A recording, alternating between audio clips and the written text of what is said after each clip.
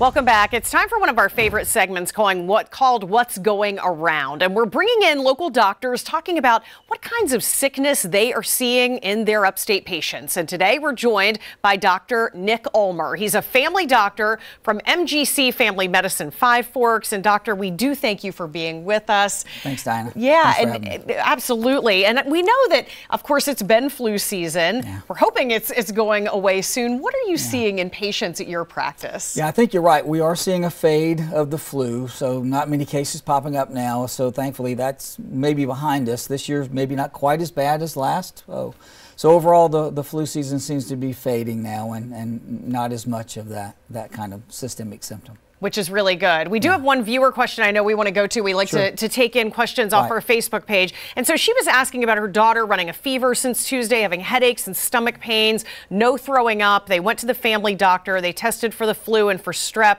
Both came back negative. Does this kind of lead us into not the flu, but maybe the stomach flu that's going around? Stomach flu, we talk about that a lot, but really the flu bug is a respiratory illness, and there is another virus, the norovirus, which is for the GI tract, and we call it stomach flu. Some people call it the winter vomiting virus, but it hits the GI tract, causes abdominal pain, cramps, vomiting, diarrhea. It just messes up the digestive enzymes of the lining of the stomach. So it's a different virus. There's no vaccine for it, but it's more of an intestinal virus. That we call it the stomach flu, but it's really not a respiratory flu bug. Okay, pretty miserable sickness to have, that is for sure. Very much so. The symptoms, you know, within 24 to 48 hours of exposure, you come down with this. You're usually infectious for a day or two. But you can shed the virus for a day or two after. So very important, hand washing, you know, general hygiene. When you're taking care of someone sick, be very, very careful because it is very, very contagious.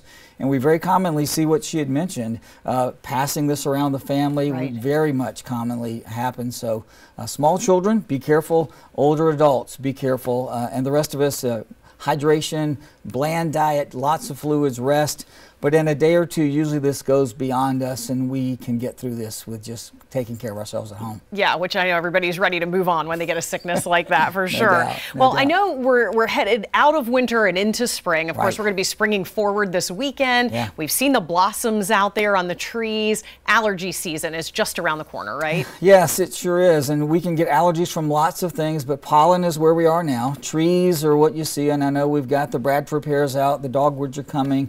But if you look around, you can start seeing some of the bulbs blooming as well. So pollen is huge. A lot of allergy symptoms, usually upper respiratory. I saw that in my office this morning with patients with itchy eyes, sniffle, sneezes. Usually antibiotics don't work for this, but you can do over-the-counter medications, some of the non-drowsy things like the Zyrtex and the Claritins, or maybe even taking Benadryl at night. That works really, really well. May make you drowsy, so we do that at night more than during the day. But allergy symptoms are here, and even with the rain we're having, there's still so much pollen, we're all starting to feel that. Yeah, we definitely are. And I know we'll be talking in segments ahead more about the allergy season because it's just beginning, and I know it impacts a lot of people. Sure but does. Dr. Ulmer, thank you so much for your time.